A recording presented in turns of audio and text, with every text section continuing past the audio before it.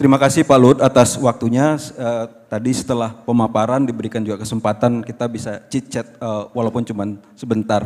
Tadi udah dijelasin Pak bagaimana agenda-agenda mengenai sustainability, transisi energi itu yang butuh waktu 5-10 tahun bahkan sampai 20 tahun ke depan.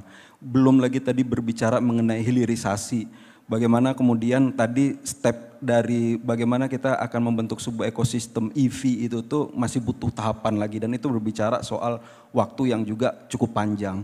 Tapi kemudian kita dihadapkan awal tahun depan itu dengan kontestasi politik, suksesi kepemimpinan. Nah, Pak Luhut melihat masih ada agenda-agenda jangka panjang bangsa kita ini yang kemudian mesti terus dijalankan. Tapi di sisi lain kemudian ada sebuah suksesi. Menurut Pak Luhut, komentarnya mengenai kemudian suksesi ini kayak gimana? Karena kemudian juga ada diskusi mengenai apakah ini keberlanjutan atau sebuah perubahan. Gimana Pak Luhut? Ya kalau menurut saya sebenarnya eloknya ya keberlanjutan ya. Dan kebetulan saya kenal dengan Pak Ganjar dan kami ketemu dan juga Pak Prabowo kami ketemu berkali-kali karena mereka datang ya saya sampaikan pikiran-pikiran saya dan apa yang saya tangkap ya mereka itu pengen bicara keberlanjutan karena program ini sudah proven. Karena begini saudara sekalian, saya ngalamin, saya termasuk kerja yang cepat kalau saya mau klaim ya. Tapi saya butuh waktu 5 tahun, ya saya butuh waktu 5 tahun untuk paham betul anatomi ini. Sehingga baru kita bisa membuat proses cepat. Jadi basically sebenarnya kita kerja itu yang paling cepat 4-5 tahun terakhir ini. Dan terakhir ini kita makin cepat, makin paham. Misalnya kita mau digitalisasi semua komoditis yang ada di Indonesia. Sekarang mulai dengan batu bara. Nah, penerimaan pajak, makanya penerimaan pajak menurut saya is not a big issue anymore ke depan ini. Kedua, nikel ore. Ketiga, tadi tadi saya batu bara, minyak goreng. Kita mau bikin beras juga. Nanti kita bikin gula juga. Kenapa? Ya kita ngalami dengan e-katalog yang kita lakukan dengan 1.600 triliun atau 115 miliar dolar belanja pemerintah dengan masuk di e-katalog secara bertahap ini, itu efisiensi di sana sini sangat luar biasa. Dan saya pikir alangkah yang saya kan calon presiden ini pinter-pinter nih, nggak bodoh.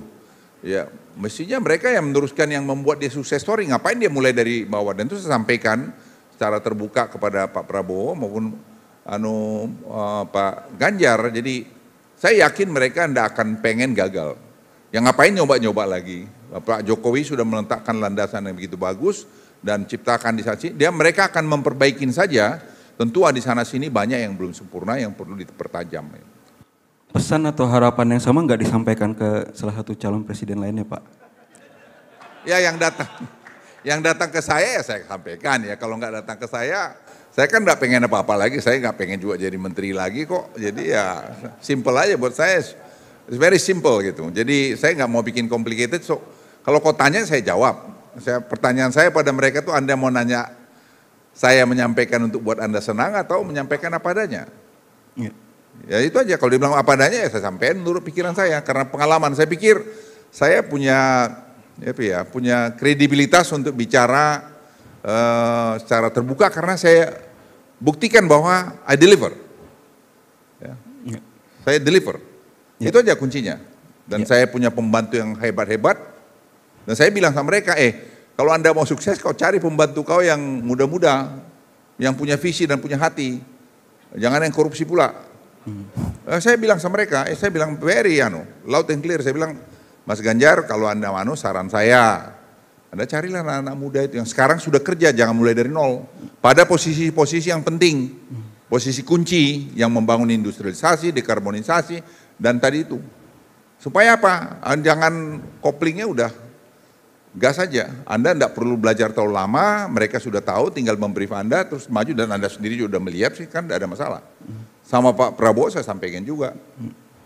Pesan yang sama disampaikan kedua orang yang berbeda itu kemudian kenapa kemudian tidak dijalankan oleh dua orang bareng ini aja Pak ya? Karena gini juga Pak. Ya kalau itu urusan mereka lah itu.